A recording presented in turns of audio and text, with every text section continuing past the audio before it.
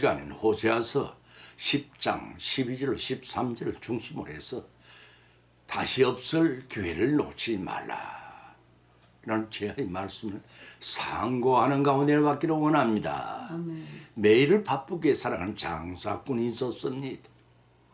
어느 날 일을 하러 나가기 위해 아침 일찍 일어난 장사꾼이 창문을 열어 보고 깜짝 놀랐습니다. 담장 곁에 화사하게 변한 나팔꽃을 보고 감탄을 하면서 생각을 했습니다. 나팔꽃이 이렇게 아름다울 줄이야. 정말 아름답구나.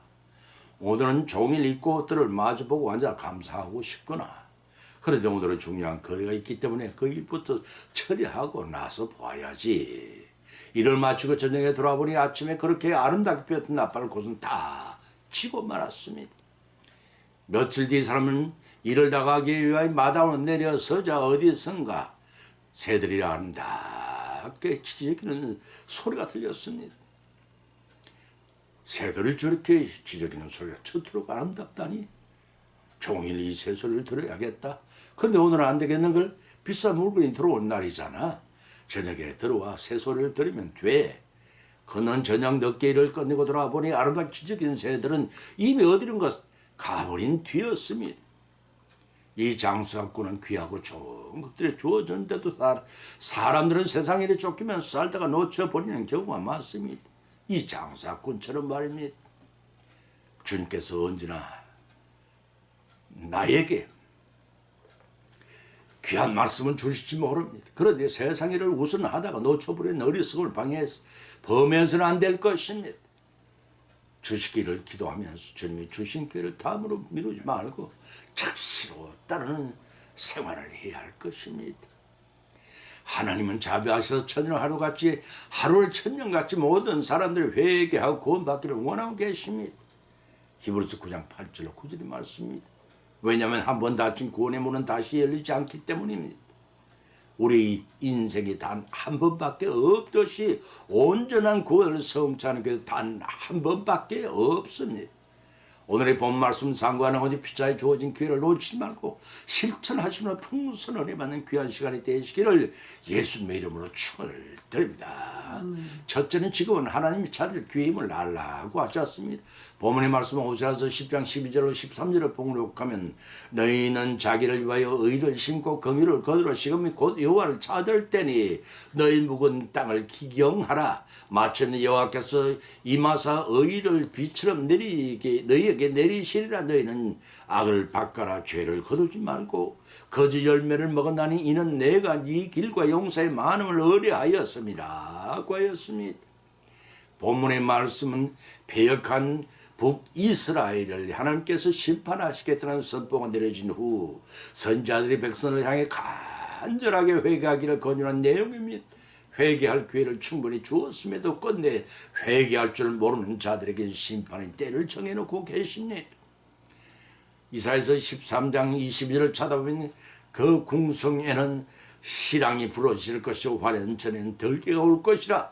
그들의 때가 가까우면 그들이 날이 오래지 아니하리라 고 하였습니다. 심판이 내리기 전까지는 하나님의 선지자로 하여금 본문 11에 자기를 위해 의를 심고 긍휼을 거두고 마지막 경고를 바라고 계십니다. 심판이 내리기 전까지는 하나님의 선지자로 하여금 본문 12절에 자기를 위해 의를 심고 긍휼을 거두라고 마지막 경고를 바라게 하셨습니다. 이는 의를 행하면 하나님의 긍휼하심을 힘입어서 의의 열매를 거둘 것이므로 용서받게 될 것이라 하는 뜻입니다. 사람이 무엇을 심든지 그 심는 대로 거두는 것이 자연의 법칙이며 이 법칙은 신앙에도 적용이 됩니다. 고린도후서 9장 6절 갈라디아서 6장 7, 9절의 말씀입니다. 이는 곧 의를 심은 의의 열매를 거두고 악을 심으면 악의 열매를 거두는 법입니다. 세상 모든 일에는 때와 기한이 있다고 전도서 3장 1절에서 기록하였음을 참조하시기 바랍니다. 무슨 일이든지 그때를 놓치면 그 일을 성취할 수가 없습니다. 그와 같이 북이스라엘 백성들에게 회개하고 의의 열매를 맺어야 때는 바로 지금이라는 것입니다. 이때를 놓치면 그들에게는 하나님이 심판받기는 남지 않습니다. 그것은 오늘날에 우리에게 동일하게 적용되는 것인 만큼 지금 바로 이 순간을 회개할 때요 의의 열매를 심어야 할 때라고 고린도후서 6장 2절의 사도 바울은 우리에게 경고하고 있습니다.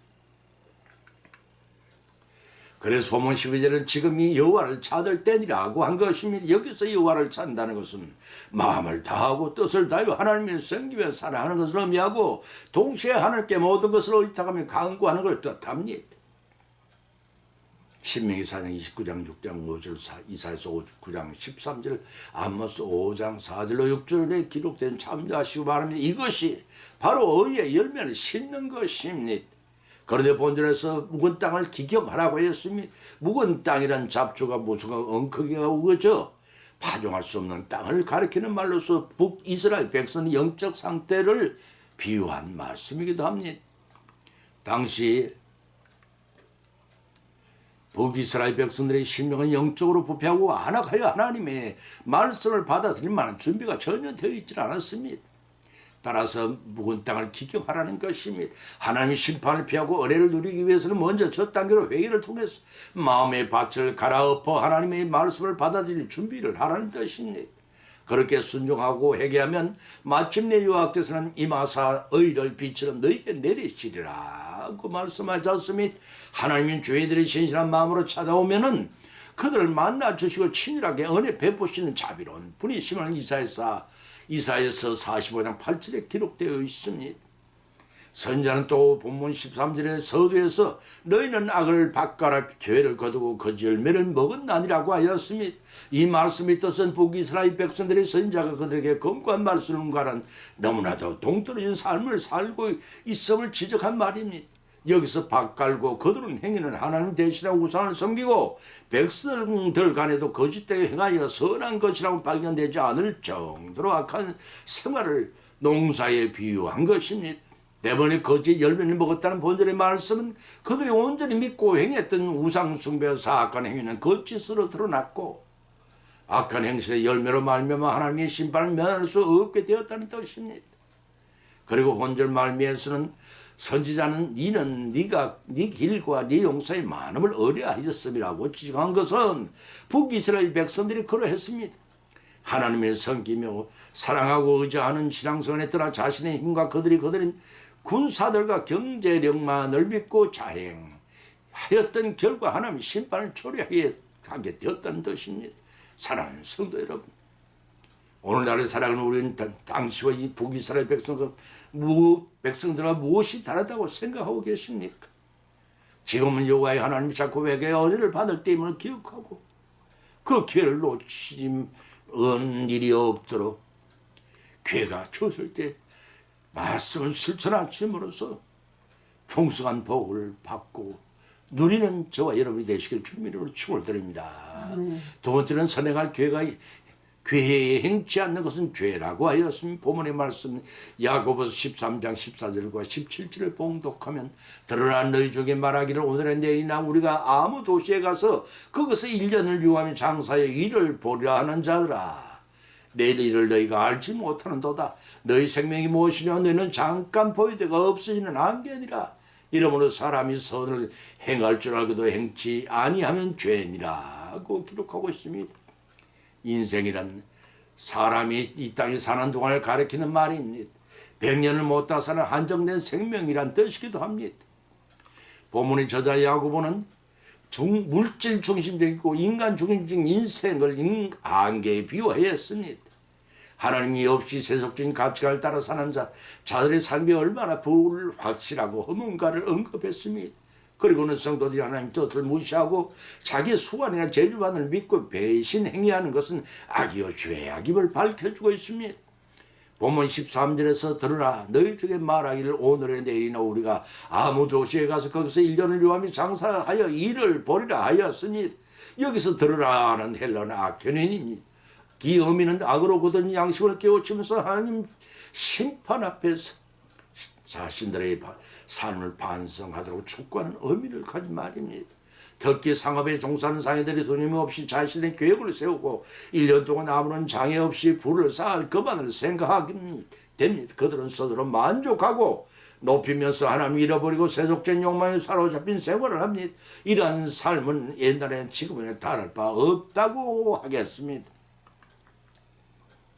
이런 마치 어떤 부자가 소출이 풍성한 창고를 넓히고 쌓아놓고 이전에 먹고 즐기자 했을 때 그 밥으로 하나님이 불러 가신다면 누구의 소유가 되겠느냐 하신 예수님 말씀이 연상이 됩니다. 이런 자들을 향해서 야고보 사도는 내일을 알지 못하는도다. 너희 생명이 무엇이뇨? 너희는 잠깐 보이다가 없어지는 안개니라고 지적을 했습니다. 이 말씀이 있던 육신적 소망의 헛됨을 불확실한 미래의 불확실성에 비추어 설명하고 있는 것입니다. 앞에서 언급한 상인들과 같이 하나님을 전적으로 신뢰하지 않는 사람들은 자신들의 안목에 의해서 미래에 대해 계획을 세웁니다. 이런 계획은 떡줄 사람은 생각 안 하는데 김치국부터 마치는 격입니다. 인간이 이해할 수 없는 하나님의 섭리를 전혀 고려하지 않는 계획이기 때문입니다. 따라서 이들의 육신적인 소망은 그들이 원하는 대로 진행이 됩니다. 물론 인간의 최선의 노력과 태도가 전혀 효력이 없다는 의미는 아닙니다. 다음 미래의 불확실성을 해결할 때 자신의 계획이나 능력을 의지하지 말고 하나님을 신뢰하여 맡긴 길이 가장 확실한 것입니다. 앞에서 언급한 부자의 경우처럼 인생의 앞날이 언제 끝날지도 모르는 불확실하기 때문에 더욱 그러합니다. 다시 말해 인생은 짧고 험하며 불안정한 상태인 것을 비유한 것입니다. 그래서 시편 102편 11절에서는 인생의 험함에 대해 불과 같다고 했으며 욥기서 8장 9절에는 그림자라고 했으며 야고보서 1장 10절로 11절에서는 풀의 꽃과 같다고 했으며 이렇던 인간이 자신이 언제 죽을지도 모르면서 마치 자신의 삶의 영혼이 지속되려는 자신의 삶을 확신을 가지고 산다는 것은 매우 어리석다고 하겠습니다. 왜냐하면 인명은 제천입니다. 인간은 생사하박은 하나님이 주관하시기에 임의대로 조정하시고 처리하시는 절대 주권을 하나님만이 가지고 계시기 때문입니다. 본문 10절에서 저자 야고보는 말하기를 이러므로 사람이 선을 알고도 행치 아니하면 죄인이라고 규정하고 있는 것이 그것입니다. 다시 말해서 선은 아는 것만으로 충분하지 않습니다. 그것을 행해야 바로 선이라 할 수 있습니다. 겨울 어느 날 몹시도 눈보라가 치는 저녁이었습니다. 누가 현관 문을 두드렸으며 점점 커지는 노크소리를 듣고 마지못해 조지 스위팅은 늦은 시간에 찾아온 손님 맞으려고 현관문 앞으로 조심스럽게 다가갔습니다. 문을 열기가 힘들 정도로 바람이 강했고 문을 열자 기다렸더니 현관 앞에 쌓여 눈들이 휘날려 들어왔습니다. 지독한 날씨였습니다. 밖에는 늙은 거린이 서 있었습니다. 낯익은 얼굴이었습니다. 그 노인은 종종 지나가는 길에 스위팅의 지문을 두드리고 손을 내밀어 구걸을 했습니다. 언제나 술기운이 가득하고 눈물이 약간 어린 눈으로 스위팅을 쳐다보는 그는 인사 한마디 없이 손을 내밀었고 돈을 주면 감사하다는 말 한마디 않고 그냥 떠나곤 했습니다. 스위팅은 어느 때처럼 내키는 대로 먹을 거 약간의 돈을 주었습니다. 그리고 기꺼이 옷걸이에서 내 모자를 가져와 그 머리에 씌워줬습니다. 그러자 그 늙은 거리를 그날도 여전히 아무 말 없이 돌아서 누구나 손을 들어갔습니다. 그 순간 불현듯 떠오르는 생각이 있었습니다. 집 뒤쪽에 빈 방이 한 칸 있다는 사실을 기억해냈던 것입니다. 그 방은 손님 접대의 방으로서 언제나 잠을 편히 잘 수 있도록 깨끗한 이불과 요가 준비되어 있고 식탁과 의자 그리고 머물 수 있는 따스하고 아늑한 공간이었습니다. 그러자 다음 순간 부정적인 생각이 떠올랐습니다. 잘 정돈되고 청소된 깨끗한 방이 지저분한 넓은 거린 때문에 더럽혀질 것이란 염려를 했으니 냄새나고 더러운 몸이 깨끗한 이불과 벽에를 더럽힐 것이고 방바닥도 더럽혀질 것이고 악취가 진동할 것이 뻔했습니다. 그래서 스위팅은 매몰차리만큼 물러 문을 닫아버리고 말았습니다. 마치 눈물어와 추야 불쾌한 생각을 단숨에 몰아내려듯이 문을 쾅 닫아 걸었습니다. 그리고 이틀 후에 그 근처에 죽은 사람이 발견되었다는 소식을 들었습니다. 그곳에 가보니 그날 저녁에 찾아온 늙은 거린이 지팡이와 보따리를 껴안은 채 얼어 죽어 있었습니다. 얼마나 추운 이 늙은 거린 몸이 바닥에 꽁꽁 얼어붙어 있었습니다. 그 광경을 바라보는 스위팅의 뇌에 이를 때리는 것이었으니 그것은 내가 행한 악한 일은 회개함으로 하나님의 용서를 받을 수 있지만 알면서 선을 행하지 않는 일은 용서받을 수 없다는 사실을 깨닫는 것입니다. 참으로 안타까운 일이었습니다. 선행할 기회가 주어졌음에도 행치 아니함으로 죄를 범한 것입니다. 예수님께서 우리에게 베풀어 주신 그 은혜를 생각하고 순종할 기회를 놓친 결과 너무나 엄청난 것이었습니다. 천하보다 더 귀한 목숨이라 하셨는데 우리는 십자가의 대속의 은혜로 구원받았음에도 스위팅처럼 순간의 육신적인 반대로 한 목숨을 희생시키는 일은 없었는지, 바로 불신 내 친척과 불신 이웃을 복음을 전한 생명의 길을 인도하지 못한 일이 없는가를 돌이켜보시기 바랍니다. 베드로전서 3장 11절 12를 찾아보면 악에서 떠나 선을 해하고 화평을 구하여 이를 쫓으라. 주의 눈은 의인을 향하시고 그의 귀는 저희 간구함에 기울이시되 주님의 낮은 악행하는 자들을 향하시느라고 기록하고 있을 명심해야 할 것입니다. 세 번째는 지금은 예수 그리스도의 옷을 입을 기회라고 하였습니다. 로마서 13장 11절 14절을 봉독하면 또한 너희가 이 시기를 알거니와 다다가 깰 때가 벌써 되었으니 이는 이제 우리의 구원에 처음 믿을 때보다 더 가까웠으니 밤이 깊고 낮이 가까웠으니 그러므로 우리가 어둠의 위를 벗고 빛의 갑옷을 입자. 낮과 같이 단정에 행하고 방탕의 술을 취하지 말며 음란과 호색을 하지 말며 쟁투와 시기하지 말고 오직 주 예수 그리스도 옷을 입고 청욕을 위하여 육신의 일을 도모하지 말라고 하였습니다. 본문 8절은 10절을 통해서 바울은 천국 심리와 동시에 세상의 심리라는 두 가지 신분을 가진 성도가 세상에서 어떠한 삶의 자세를 가져야 할 것임을 설명해 주고 있습니다. 본문에서는 성도들이 궁극적으로 천국 시민이기 때문에 세상 사람들을 근본적으로 다른 삶, 곧 이 세상의 삶이 전부인 줄 알고 기고 만족하게 사는 보신자들과는 다르게 살아야 한다는 것입니다. 왜냐하면 그리스도의 재림과 최종의 구원이 임박한 줄 알고 그것을 예비하며 오직 주 예수 그리스도로 옷을 입은 신령한 삶을 살기 위해 한눈 팔 사이가 없음을 교훈해 주고 있는 것입니다.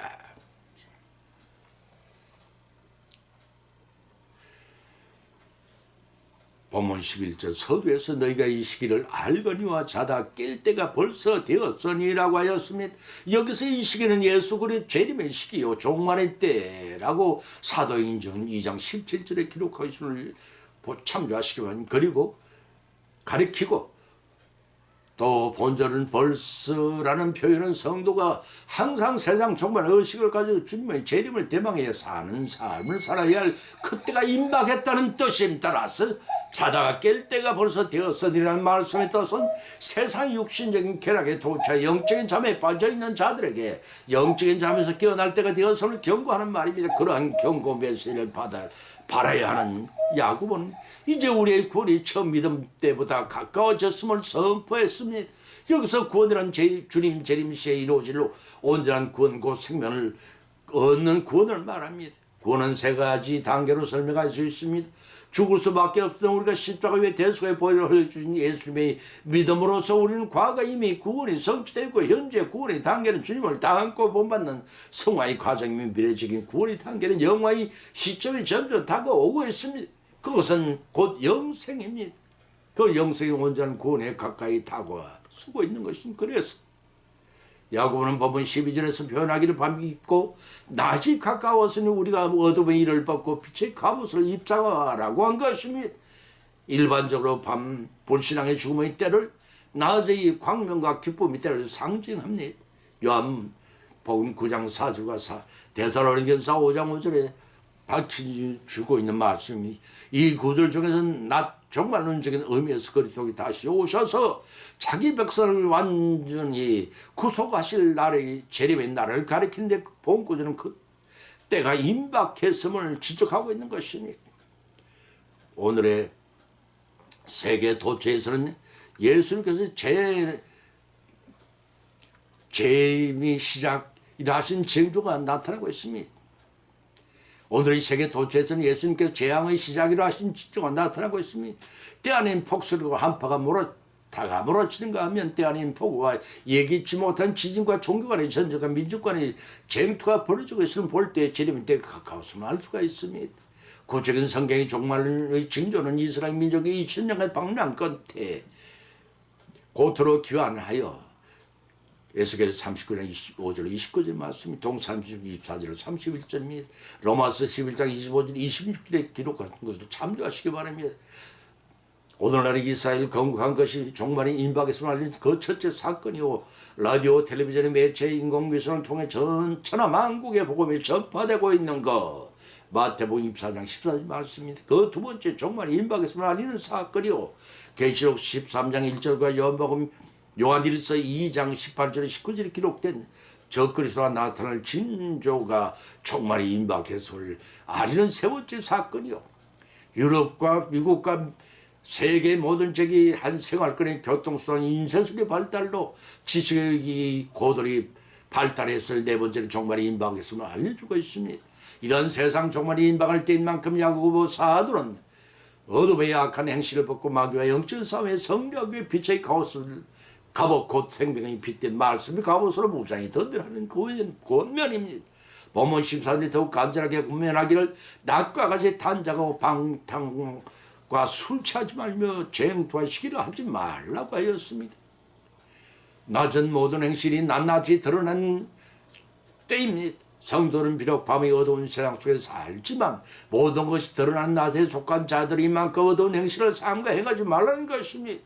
방탕은 술 취하지 말고 음란과 호색과 경쟁 사회에 나타난 편견과 우울감과 절제함과 성적 방종 등은 그로 인한 쟁투와 시간이 없도록 하라는 것입니다. 야고보서는 본문 14절에 결론적으로 오직 주 예수 그리스도로 옷을 입고 정욕을 위하여 육신을 도모하지 말라고 권면하였습니다. 이 말씀이 있던 성도는 썩어 없어진 육신의 정욕을 만족시키는 일을 지향을 하고 주 예수님과 연합하여 하나 되는 오직 그리스도로 옷을 입으라는 것입니다. 다시 말해서 성도는 죄악과 욕을 이기는 유일한 길은 예수님과 영접하여 연합하여 주님의 성품을 입고 가라지 3장 27절 말씀이 예수님의 윤리적 본성과 기질로 감사하여서 그리스도만을 바라보고 정진하는 삶, 히브리서 12장 1절 2절의 말씀입니다.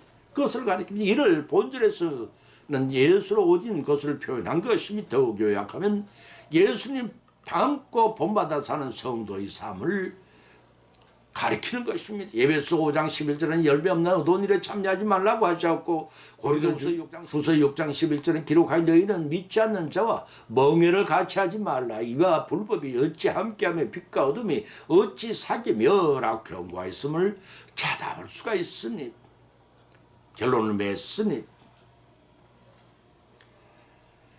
오늘의 본 말씀을 상고하는데 가운데 각자 믿음대로 은혜를 받았고 또한 세 가지 교훈을 받은 줄 압니다. 그 첫 번째는 지금은 하나님을 찾을 기회임을 알라는 것입니다. 세상과 세상의 양다리 하나님과 세상 사이의 양다리를 걸치는 생활을 청산할 때가 임박했다는 것입니다. 두 번째는 선행할 기회에 행치 않는 것은 죄라는 것입니다. 주변에 내 친척과 친구 및 이웃이 복음을 받고 믿음은 구원을 받을 줄 알면서도 전도하지 않는 것은 천하보다 더 귀한 생명을 외면하는 것과 같다가 하는 것입니다. 세 번째는 지금은 예수님이 옷을 입을 기회라는 것입니다. 예수님 닮고 따라 본받는 사람을 통해 하나 되는 믿음으로 잘 이루어져야 주님 재림 때의 온전한 구원 곧 영생의 선물을 은혜로 받는다는 것입니다. 이러한 교훈을 받은 것을 거치지 말고 기회가 주어졌을 때에 실천함으로써 언제 주님 오실지라도 온전한 구원을 이루어 이 땅에서는 장소의 축복을 받고 영생 천국에서는 영원한 복을 성취해 누리시는 저와 여러분이 되시기를 예수님 이름으로 간절히 축원을 드립니다. 찬송가 586장을 올리겠습니다.